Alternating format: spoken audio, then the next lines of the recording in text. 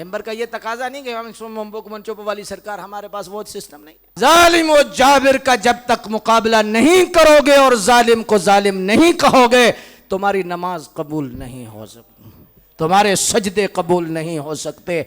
अल्लाह इस मुल्क को पाक कर दे और रसूलुल्लाह का निजाम नाफिज कर दे, और रसूलुल्लाह सल्लल्लाहु अलैहि वसल्लम का सच्चा निजाम आ जाए, और रसूलुल्लाह सल्लल्लाहु अलैहि वसल्लम की इज्जत और नामूस के लिए सारी की सारी कौम तैयार हो जाए और सरकार के दर पे झुक जाएं। ये जो आज मंगते बन रहे हैं, कभी इधर कभी इधर कभी इधर मंगते बन रहे हैं, और जहाज 20-25 झंडे पाकिस्तान के लग के तेल के आएंगे और डंडे आपको दे दिए जाएंगे।